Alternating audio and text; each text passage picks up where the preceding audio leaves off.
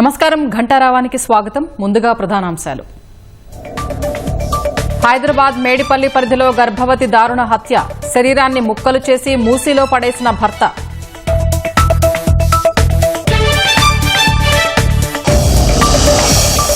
సురవరం సుధాకర్ రెడ్డి భౌతిక కాయానికి తెలంగాణ సీఎం నివాళి, పేదలు బహుజనుల కోసం పోరాడిన గొప్ప నేతని కితాబు.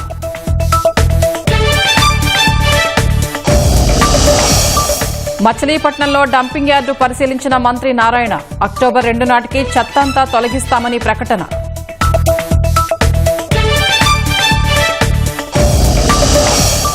పెనుకొండ ఖిల్లాపై బండరాళ్ల మధ్య చిక్కుకున్న యువకుడు, 2 గంటలు శ్రమించి బయటకు తీసిన అగ్నిమాపక సిబ్బంది.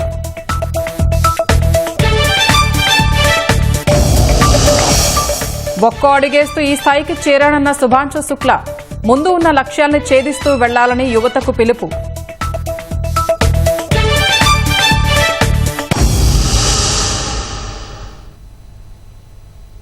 హైదరాబాద్ మేడిపల్లి పరిధిలో దారుణం జరిగింది. భర్త యముడై భార్యని హతమార్చాడు. శరీర భాగాల్ని ముక్కలు ముక్కలుగా చేసి మూసీ నదిలో పడేశాడు. నిందితుడిని అదుపులోకి తీసుకున్న పోలీసులు ఘటనపై విచారణ చేస్తున్నారు.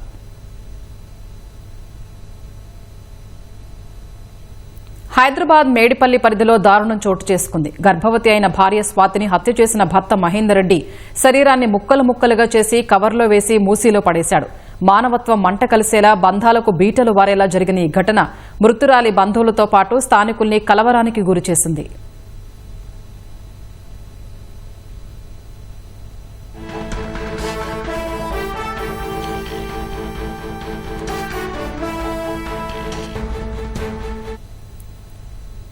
వికారాబాద్ జిల్లా కామారెడ్డిగూడకు చెందిన స్వాతి అలియాస్ జ్యోతి అదే గ్రామానికి చెందిన సామల మహేందర్ రెడ్డిని ప్రేమ వివాహం చేసుకుంది. మొదటిసారి స్వాతి గర్భవతి అయినప్పుడు మహేందర్ రెడ్డి అబార్షన్ చేయించాడు. దీంతో స్వాతితో కొన్ని రోజులుగా అయిష్టంగానే అతను జీవనం కొనసాగించినట్టు తెలుస్తోంది. అనంతరం మహేందర్ రెడ్డికి సర్ది చెప్పి అతని కుటుంబ సభ్యులు హైదరాబాద్ పంపారు. 25 రోజుల క్రితం బోడుప్పల్లోని బాలాజీ హిల్స్ లో వీరు అద్దెకు దిగారు. మహేందర్ రెడ్డి ర్యాపిడో నడుపుతుండగా స్వాతి ఇంటి వద్దే ఉంటోంది. అయితే ఇరువురి మధ్య ఏం జరిగిందో తెలియదు. శనివారం మధ్యాహ్నం మహేందర్ స్వాతిని ముక్కలుగా నరికి తల, కాళ్లు, చేతులు వేరు చేసి మూసీలో పడేశాడు. మిగిలిన మొండాన్ని కవర్లో ప్యాక్ చేసి మొండాన్ని తీసుకెళ్లే పరిస్థితి లేకపోవడంతో గదిలోనే ఉంచాడు. అనంతరం స్వాతి ఆత్మహత్య చేసుకుందని తన సోదరికి సమాచారం ఇచ్చాడు. ఆమె స్వాతి తల్లిదండ్రులకు సమాచారం ఇవ్వడంతో పాటు బోడుప్పల్లోని బంధువులకు సమాచారం ఇచ్చింది. వారు మహేందర్ రెడ్డి ఇంటికెళ్లి చూడగా కవర్లో ముక్కలుగా ఉన్న శరీర భాగాల్ని గుర్తించి పోలీసులకు సమాచారం ఇచ్చారు. దీంతో మహేందర్ రెడ్డిని అదుపులోకి తీసుకుని పోలీసులు విచారిస్తున్నారు.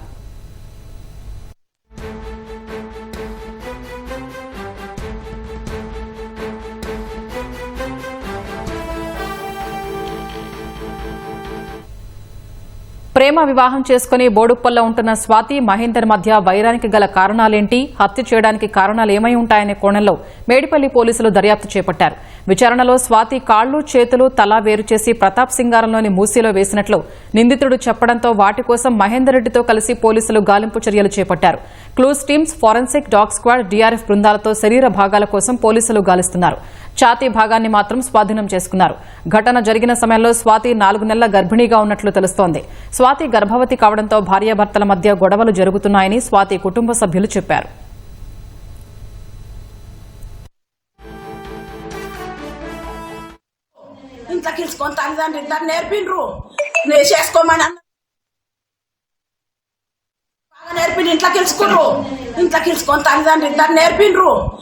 చేసుకోమని అన్నారు. నా బిడ్డ అక్కకైనా అంత బంగారం పెడతాం బిడ్డ, చేసుకో మీ అమ్మ మీ నాయన చెయ్యరు పెండి అంటే నా బిడ్డ వాళ్ళ మాటలు పట్టుకుంది. 14 చదివింది.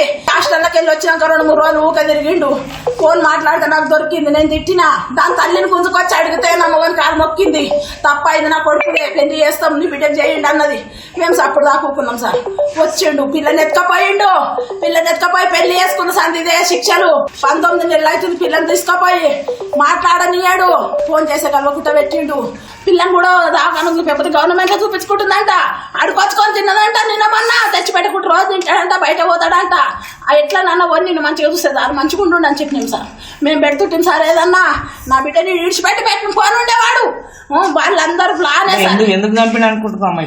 ఆడు సారు మా పిల్ల మీద ఇష్టం లేదు, వాళ్ళ అమ్మ నాయనకి ఇష్టం లేదు. అందరు పెళ్లి చేసిరు కదా సారు, వాళ్ళందరూ మాట్లాడాలిగా పిల్లతో. ఇప్పుడు ఎవరు మాట్లాడారంట. పిల్ల ఫోన్ చేసి ఎవడే నీకు అత్త ముష్టి అంట. మేము గొల్లలం సార్. అది కాపుది కానీ మా మాట్లాడింది పిచ్చపలతనం అండి. అట్లా దానికి ఆ రీతి లేదు. ఆ దుడికి ఎట్లా అన్నదో నాకు కావాలి సార్. నేను తప్పు ఒప్పో నా పిల్లని ఎట్లా పుట్టుకుంది, ఎట్లా చేసింది. అయితే అమ్మాయి 3 months ఉందని తెలిసింది మాకు. తెలిసినాక ఎంట్రీ చేస్తామనేసి నేను మహేందర్కు ఫోన్ చేసిన. వాళ్ళని అడిగితే వాళ్ళు నాకు ఫోన్ నెంబర్ ఇవ్వలేరు. వీళ్ళని అక్క వాళ్ళని కూడా అడిగితే మాతో కూడా లేదురా వాళ్ళకి అనేసి అని అన్నారు. సరే అని నేను మా దగ్గర మాజీ సర్పంచ్ మహేందర్ రెడ్డి అన్న దగ్గర ఫోన్ నెంబర్ తీసుకొని మహేష్ మరి ఇట్లా స్వాతి ప్రెగ్నెంట్ ఉందంట కదా, మా దగ్గర ఎంట్రీ చేయాలి మళ్ళా చెప్పండి అనేసి అంటే అక్క నేను తర్వాత ఫోన్ చేస్తా అనేసి ఒకసారి లిఫ్ట్ చేసిండి, ఇక ఫోన్ పెట్టేసిండు. ఇక నాకు అప్పటి సంది మళ్ళీ ఫోన్ అస్సలు అటెండ్ చేయలేదు సార్. ఇక నేను మస్తు సార్లు ఫోన్ చేసిన వాళ్ళకి, ఎన్నిసార్లు వాళ్ళ అమ్మ వాళ్ళకి అడిగినా, ఇక మళ్ళీ వాళ్ళ తమ్ముడు ఆ బాబుని కూడా అడిగినా కానీ నాకు ఎవ్వరు రెస్పాన్స్ ఇవ్వలేరు. ఇక మా ఆధార్ ఉంటుంది కానీ మేము దాంతో చేయనికే రాదు కదా, మాకు ఎల్ఎంపీ అన్ని డీటెయిల్స్ కావాలి. దాంతో నాకేం తెలియలేదు. ఇక దాంతో పాటుగా నేనేం ఎంట్రీ కూడా చేయలేకపోయినాయి. కానీ వాళ్ళను ఎన్నిసార్లు అడిగినా కూడా నాకేం చెప్పలేదు సార్. అసలు మాకు ఇట్లాంటివి ఉంటాయి, తర్వాత ఏమైనా ఇష్యూ అయినా కూడా మదర్కు లోపల బేబీకి కూడా ఏమైనా ప్రాబ్లం అయినా కూడా మాకు ప్రాబ్లం వస్తుంది బాబు, చెప్పండి మాకు ఏంసి మేము ఎంట్రీ చేసుకుంటామంటే మేము ఇక్కడ ఉంటలేము కదక్క, సిటీలో ఉంటాం, మేము అక్కడనే చూసుకుంటాం అన్నట్టు మాట్లాడారు. అంతవరకే తెలుసు సార్ నాకు, ఇక మిగతా ఏం తెలియదు. స్వాతి చనిపోయినట్లు సమాచారం తెలుసుకున్న ఆమె తల్లిదండ్రులు బోరున విలపించారు. మరోవైపు విషాదకర ఘటనతో మహేందర్ రెడ్డి స్వాతి స్వగ్రామంలో ముందు జాగ్రత్తగా పోలీసులు మోహరించారు. హత్య విషయం తెలిసిన మహేందర్ రెడ్డి తల్లిదండ్రులు స్వాతి బంధువులు దాడి చేస్తారనే భయంతో ఇంటికి తాళం వేసి ఊరు నుంచి పరారయ్యారు.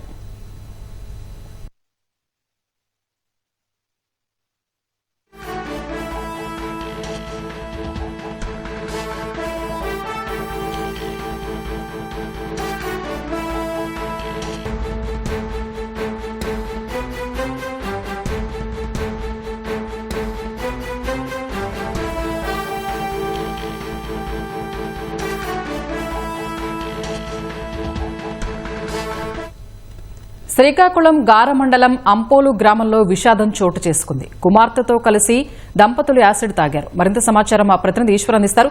ఈశ్వర్, ప్రస్తుతం యాసిడ్ తాగిన వారి పరిస్థితి ఏంటి? అసలు యాసిడ్ తాగడానికి కారణాలేంటి? స్వప్న, శ్రీకాకుళం జిల్లా గార మండలం అంపోల్లో విషాదం చోటు చేసుకుంది.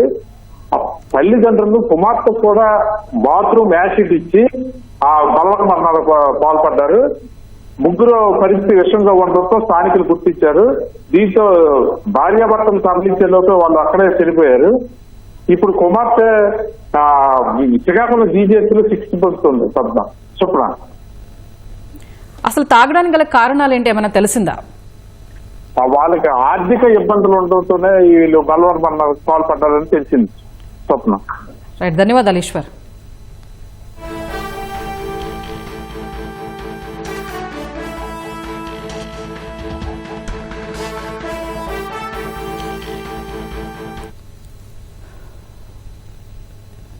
విజయవాడలో అనధికారికంగా మెఫెంటర్మిన్ సల్ఫేట్ ఇంజెక్షన్లు విక్రయిస్తున్న ఇద్దరిని టాస్క్ ఫోర్స్ పోలీసులు అదుపులోకి తీసుకున్నారు. వారి నుంచి 20 ఇంజెక్షన్లను స్వాధీనం చేసుకున్నారు. ఇటీవల కాలంలో జిమ్ కు వెళుతున్న యువత తక్కువ సమయంలో కండలు పెంచడానికి ఈ ఇంజెక్షన్లను స్టెరాయిడ్ గా వాడుతున్నారు. వైద్య రంగంలో అత్యవసర సమయాల్లో వైద్యుల పర్యవేక్షణలోనే ఈ ఇంజెక్షన్ను వాడతారు. మందుల దుకాణంలో పనిచేసే నగరానికి చెందిన G Venugopal, K Phanindra gym కు వెళుతున్న యువతను టార్గెట్ చేసుకుని వారికి అనధికారికంగా రెట్టింపు ధరకు మెఫెంటర్మిన్ సల్ఫేట్ ఇంజెక్షన్లు విక్రయిస్తున్నారు. వీరిపై నిఘా పెట్టిన టాస్క్ ఫోర్స్ పోలీసులు రాత్రి 11 గంటల సమయంలో మొగల్రాజుపురంలోని మెట్రో వద్ద నిందితుల్ని అదుపులోకి తీసుకున్నారు. మాచవరం పోలీసులు కేసు నమోదు చేశారు. ఆంధ్ర ఒడిశా సరిహద్దులోని డుడుమా జలపాతంలో యూట్యూబర్ గల్లంతయ్యాడు. ఒడిశాలోని బరంపురానికి చెందిన సాగర్ కుండు అనే యూట్యూబర్ మిత్రుడితో కలిసి డ్యాం వద్దకు వెళ్లాడు. జలాశయం నుంచి ఒక్కసారిగా నీటిని విడుదల చేయడంతో ప్రవాహంలో చిక్కుకున్నాడు. స్థానికులు తాళ్లతో బయటకు లాగడానికి ప్రయత్నించినప్పటికీ వరద ఉధృతికి యూట్యూబర్ నీటి ప్రవాహంలో కొట్టుకుపోయాడు.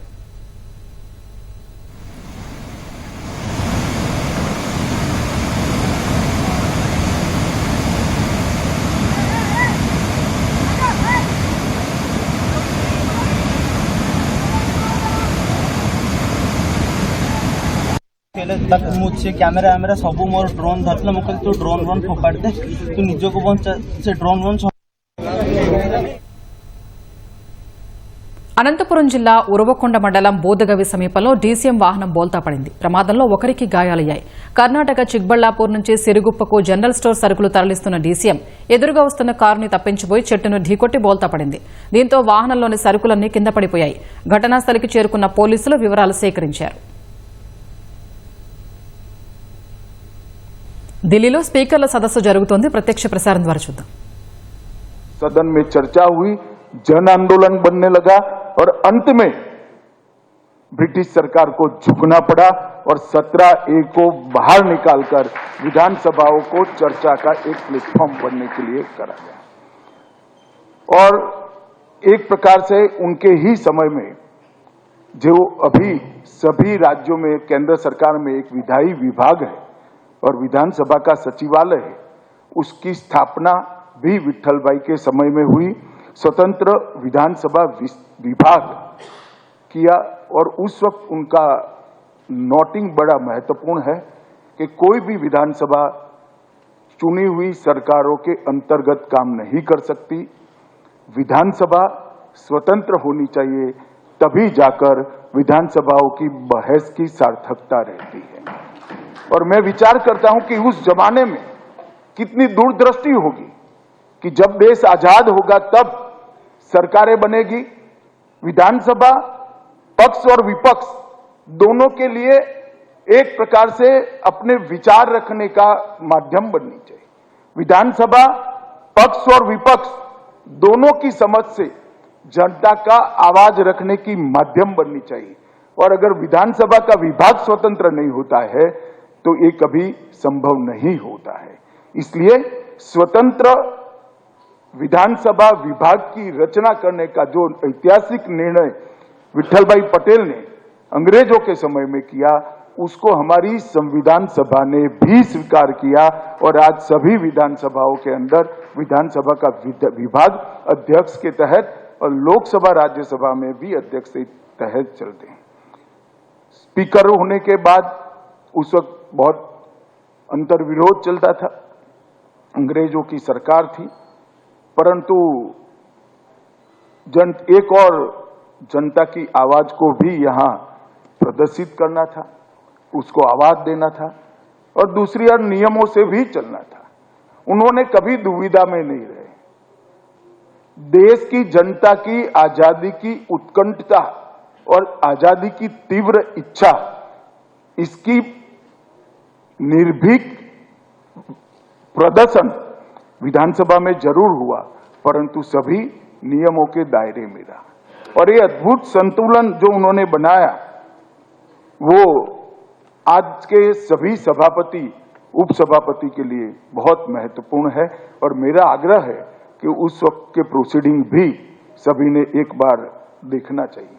उनको तनख्वाह मिलती थी, तनख्वाह की अमाउंट मैं अभी कहना नहीं चाहता क्योंकि उस जमाने में तनख्वाह बड़ी कम होती थी, परंतु उन्होंने तनख्वाह की भी व्याख्या की कि ये मेरी निजी इनकम है और इस पर मेरा अधिकार है। इसलिए तनख्वाह का आधा हिस्सा गांधी जी के स्वराज के आंदोलन में विट्ठल भाई ने देने का फैसला किया और जरा भी नहीं। इन्होंने कहा अध्यक्ष के नाते मेरी निजी इनकम है और इसको मैं अपने विचार से खर्च कर सकता हूं, इससे मेरी सभापति के दायित्व के निर्वहन में कोई कहीं बाधा नहीं होती है। इस तरह से कई सारे उन्होंने पैरामीटर्स सेट किए जो आज भी कालबाह्य नहीं हुए। मित्रों, जब 1930 में कांग्रेस पार्टी ने विधानमंडलों के बहिष्कार का ऐलान किया, तब सभी विपक्षी सदस्य त्याग पत्र दे चुके थे और बाद में विट्ठल भाई पटेल ने भी त्याग पत्र देते हुए एक ही वाक्य लिखा था त्याग पत्र में, अब मेरा स्थान भारत की जनता के बीच में है और मेरा काम भारत की जनता की स्वतंत्रता है। ये बहुत बड़ी बात थी। जब अपील हुई कि सभी लोग మంత్రి నాదెండ్ల మనోహర్ మీడియాతో మాట్లాడుతున్నారు. ప్రత్యక్ష ప్రసారం ద్వారా చూద్దాం. 6ంటికి ఆ రోజున సాయంత్రం 6 గంటలకు ప్రారంభమవుతుంది. దూర ప్రాంతాల నుంచి వస్తున్న మా నాయకులకు కార్యకర్తలకు అందరికీ కూడా భోజన ఏర్పాట్లు చేయడం జరిగింది. ఈ కార్యక్రమంలో భాగస్వాములుగా మీడియా మిత్రుల్ని ప్రత్యేకంగా వాళ్ళు కూడా ఆహ్వానించడమే కాకుండా దయచేసి మేము చేసే కార్యక్రమాన్ని ప్రజలకి మరింత చేరే విధంగా మీ ప్రయత్నం కూడా చేయాలని మనస్ఫూర్తిగా కోరుకుంటున్నాం. రండి. పోస్టర్లు ఏవి అట్లా ఇచ్చేసేయాలి, తీసేసి ఇచ్చేసేయాలి. నోట్ తీసుకోమా విజయ్, కొన్ని ఇచ్చేయండి. అట్లా ముందు నుంచి వెళ్ళాలి. వాళ్ళకి అడ్డు వస్తామమ్మా, కొంచెం వెనక కూడా ఇవ్వండి మహిళలు. ఓకే.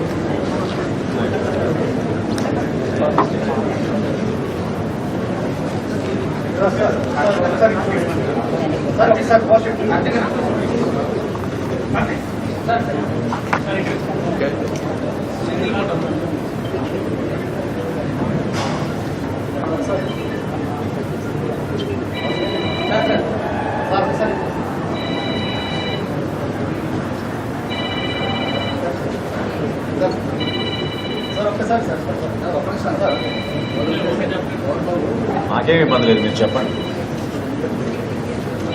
ఓకేనా?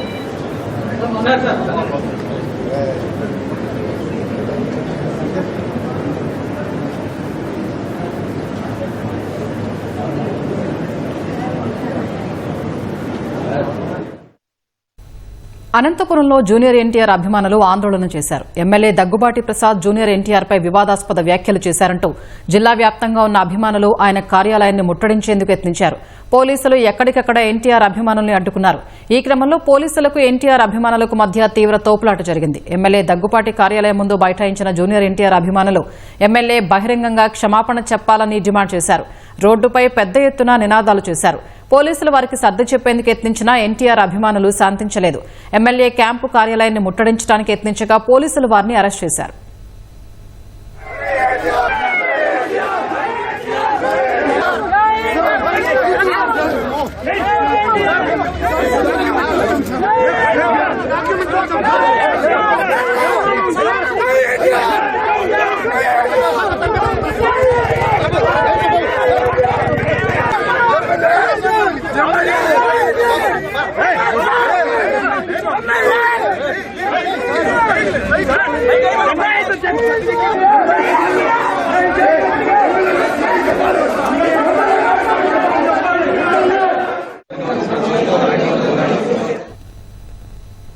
తొలి విడతలో భాగంగా ఎంపిక చేసిన జిల్లాల్లో రేపటి నుంచి ఇంటింటికి స్మార్ట్ రేషన్ కార్డుల్ని పంపిణీ చేయనున్నారు. ఈ నేపథ్యంలో కార్డుల పంపిణీ ఎలా ఉండబోతుంది, పాత కార్డుకు ప్రస్తుతం ఇస్తున్న నూతన కార్డుకు తేడాలేంటి, స్మార్ట్ రేషన్ కార్డుల పంపిణీ సమయంలో కుటుంబ సభ్యులు లేకపోతే ఎలా తీసుకోవాలనే విషయాలపై మరిన్ని వివరాలు ఎన్టీఆర్ జిల్లా సివిల్ సప్లై అధికారి పాపారావు నుంచి మా ప్రతినిధి కృష్ణమ్మనాయుడు అందిస్తారు. టెక్నాలజీని ఉపయోగించి పారదర్శకమైనటువంటి పాలన అందించేందుకు కూటమి ప్రభుత్వం ప్రయత్నాలు చేస్తుంది. అందులో భాగంగానే సంక్షేమ పథకాలకు వివిధ మార్గాల్లో టెక్నాలజీని ఉపయోగిస్తుంది. తాజాగా సివిల్ సప్లై శాఖ అధికారులు స్మార్ట్ కార్డులను అందిస్తున్నారు. రేషన్ కార్డు రూపంలో ఉన్నటువంటి స్మార్ట్ కార్డులు ఏ విధంగా అందించబోతున్నారు అన్నది చెప్పడానికి మనతో పాటు డిస్ట్రిక్ట్ సివిల్ సప్లై అధికారి పాపారావు ఉన్నారు. ఆయన మాటల్లో తెలుసుకున్నాం. సార్, ఈ స్మార్ట్ కార్డులు ఎప్పటి నుంచి అందించబోతున్నారు, ఏ విధంగా అందించబోతున్నారు? ఆంధ్రప్రదేశ్ ప్రభుత్వం వారి ఆదేశానుసారము నూతనంగా ప్రవేశపెట్టబడిన స్మార్ట్ కార్డులు అనేది ఎన్టీఆర్ జిల్లాలో ఈ నెల 25వ తారీఖు నుంచి 30వ తారీఖు వరకు కూడా కార్డు హోల్డర్కి ఇంటి దగ్గరే సచివాలయ సిబ్బంది కానీ లేదంటే వీఆర్ఓ కానీ ఇంటి దగ్గరే ఆన్లైన్ ద్వారా డెలివరీ చేయడం జరుగుతుంది. అదేవిధంగా ఈ కార్డు ఇవ్వడానికి ఎటువంటి రుసుము కూడా కార్డు హోల్డర్ చెల్లించాల్సిన పని లేదు. ఇది పూర్తిగా ఉచితంగా గవర్నమెంట్ కార్డు హోల్డర్స్కి ఇస్తున్న సదుపాయము. ఈ స్మార్ట్ కార్డు అనేది ఇప్పుడు చూశారు కదండి, ఇది మన ఏటీఎం కార్డు లేదంటే ఆధార్ కార్డు టైప్లో ఉంటుంది. ఇది ఎప్పుడు పడితే అప్పుడు మన జేబులో పెట్టుకొని తీసుకెళ్ళడానికి అనువుగా ఉండటానికి ఉంటుంది. ఈ స్మార్ట్ కార్డులు ఇంకొక ప్రత్యేకత ఏమిటంటే దీని మీద క్యూఆర్ కోడ్ ఉంటుంది. ఈ క్యూఆర్ కోడ్ని కనుక మన ఫోన్లో కనుక స్కాన్ చేసుకున్నట్లయితే ఆ కార్డు డీటెయిల్స్ మొత్తం అది ఎనేబుల్ అవుతాయి. ఆన్లైన్గా డైరెక్ట్గా లింక్ అవుతుంది. అదంతా మనం చూసుకోవడానికి వీలు పడుద్ది. అయితే ముఖ్యంగా పాత రోజుల్లో ఉన్నటువంటి కార్డు ఏదైతే ఉందో పేపర్ కార్డు, దాన్ని రీప్లేస్ చేస్తూ ఈ స్మార్ట్ కార్డు తేవడానికి ముఖ్యమైనటువంటి కారణం ఏంటి? ఈ క్యూఆర్ కోడ్ వల్ల బెనిఫిషరీకి ఉండేటువంటి ఉపయోగాలు ఏంటి సార్? పాత కార్డు అనేది మీ అందరికీ తెలుసు, అది సైజ్ ఎక్కువ ఉంటుంది. అది ఒక దగ్గర నుంచి ఒక దగ్గరికి లేదంటే రేషన్ షాప్ నుంచి ఇంటికి తీసుకెళ్ళడానికి మధ్యలో పోయినా లేకపోతే సంచిలో పెట్టి తీసుకెళ్తూ ఉండేవాళ్ళు. అది జారిపోతుంది, ఇదంతా అవకాశం ఉండేది. అవన్నీ ఏమీ లేకుండా ఇప్పుడు ఈ ఆధార్ కార్డు ఏటీఎం కార్డు టైప్లో ఇది ఈజీగా క్యారీ చేసుకోవచ్చు. అదేవిధంగా ఇది వర్షంలో తడవడం కానీ ఇది కానీ ఏమి ఉండదు, జేబులో పెట్టుకొని తీసుకెళ్ళడానికి అనువుగా గవర్నమెంట్ కార్డు హోల్డర్ సౌలభ్యం కోసం తయారు చేసిన కార్డు ఇది. అయితే కార్ల పంపిణీకి పరిమిత రోజులు అన్నది విధించారు. ఆ తర్వాత ఎవరైనా కార్డు తీసుకున్న వాళ్ళు ఎక్కడ తీసుకోవాలి, ఎలా తీసుకోవాలి, కార్డుని యాక్టివేషన్ చేయడానికి ఉన్నటువంటి ప్రాసెస్ ఏంటి? ఈ కార్డులు అనేవి 25వ తారీఖు నుంచి ప్రతి కార్డు హోల్డర్కి ఇంటికి వచ్చి విఆర్ఓ కానీ లేదంటే సచివాలయ సిబ్బంది కానీ రేషన్ షాప్ కార్డు హోల్డర్ ఇంటికి వచ్చి మీకు క్యూఆర్ కోడ్ కార్డు అనేది అందించడం జరుగుతుంది. 25వ తారీఖు నుంచి 30వ తారీఖు లోపల. ఈ సమయంలో ఎవరన్నా ఊళ్ళు వెళ్ళినా ఇంటి దగ్గర లేకపోయినా కానీ 30 తర్వాత కూడా వీళ్ళందరికీ మిగిలిపోయిన వాళ్ళకి కార్డులు ఇవ్వడానికి అరేంజ్మెంట్లు గవర్నమెంట్ ఆల్రెడీ ఇన్స్ట్రక్షన్స్ ఇచ్చింది. మనకి సెప్టెంబర్ 1 నుంచి కూడా రేషన్ డిస్ట్రిబ్యూషన్ బిగిన్ అవుతుంది. ఈ విధంగా ఊళ్ళో లేకపోయి కార్డులు తీసుకోకపోతే వాళ్ళ కార్డులన్నీ కూడా సంబంధిత ఎఫ్పీ షాప్ దగ్గర ఉంటుంది.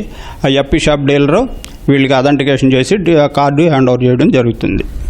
ఎన్టీఆర్ జిల్లా వ్యాప్తంగా మనము ఎంత మందికి ఈ రేషన్ అన్నది డిస్ట్రిబ్యూట్ చేస్తున్నాము, ఎన్ని కార్డులు అందుబాటులోకి వచ్చాయి, ప్రస్తుతం కార్డులు ఎక్కడున్నాయి, ఏ లోపల ఈ షాపులకు చేరబోతున్నాయి సార్? ప్రస్తుతం కార్డులన్నీ కూడా మండలాలకు వచ్చేసినాయండి. ఆల్రెడీ మనకి 2 రోజుల ముందుగానే మొత్తం మండలాలకు వచ్చేసినాయి. ఇవన్నీ కూడా ప్రస్తుతం ఎంఆర్ఓ ఆఫీసులో ఉన్నాయండి. ఎంఆర్ఓ ఆఫీసులో ఆన్లైన్లో వాటిని స్కాన్ చేస్తున్నారు. స్కాన్ చేసిన తర్వాత కన్సర్న్ ట్యాగ్ చేసిన విఆర్ఓకి కానీ లేదంటే సచివాలయ సిబ్బంది కానీ వాటికి రేపు ఎల్లుండిలో హ్యాండ్ ఓవర్ చేస్తాము. ప్రభుత్వం ఈ కార్డులను పూర్తిగా ఉచితమని చెప్తుంది. ఎక్కడైనా సివిల్ సప్లై అధికారులు కానీ లేదా సంబంధిత రెవెన్యూ సిబ్బంది కానీ ఏదైనా డబ్బులు డిమాండ్ చేస్తే ప్రజలు ఎవరికి ఫిర్యాదు చేయాలి, ఎలా చేయాలి, ఏమైనా టోల్ ఫ్రీ నెంబర్ ఏమైనా అందుబాటులో ఉందా? కార్డుదారులు ప్రజలంతా గమనించాల్సింది ఏంటంటే ప్రభుత్వం ఆదేశానుసారము ఇవన్నీ కూడా పూర్తిగా 100% ఉచితంగా అనేది కార్డుదారికి హ్యాండ్ ఓవర్ చేస్తున్నాము. ఈ విషయంలో ఎటువంటి తేడాను విభేదాలు లేవు. ఇన్ కేసు ఎవరైనా కానీ ఏదన్నా ఈ కార్డు విలువ అని చెప్పి ఎవరైనా అమౌంట్ డిమాండ్ చేసినట్లయితే మీరు కన్సర్న్ మండలంలో ఉన్న తహసీల్దార్ కానీ లేదా టోల్ ఫ్రీ నెంబర్ 1967 కానీ అదేవిధంగా ఇప్పుడు ప్రతి ఎఫ్పీ షాప్ దగ్గర మనం కన్సర్న్ అధికారులతో ఫోన్ నెంబర్లతో మనం బోర్డు డిస్ప్లే చేయడం జరిగింది. ఆ నెంబర్కి కానీ మీరు ఫిర్యాదు చేసినట్లయితే వాళ్ళ మీద మేము కఠినమైన చర్యలు తీసుకుంటాం. ప్రభుత్వం డిస్ట్రిబ్యూట్ చేసేటువంటి స్మార్ట్ కార్డులు పూర్తిగా ఉచితమని, ఎవ్వరూ ప్రజలు ₹1 కూడా చెల్లించవలసిన అవసరం లేదని జిల్లా సివిల్ సప్లై అధికారి పాపారావు చెప్తున్నారు. ఒకవేళ ఎవరైనా డబ్బులు డిమాండ్ చేస్తే ఫిర్యాదు చేయాలని కూడా సూచిస్తున్నారు. కెమెరామెన్ నరేష్తో కృష్ణంనాయుడు, E2 న్యూస్, విజయవాడ నుంచి.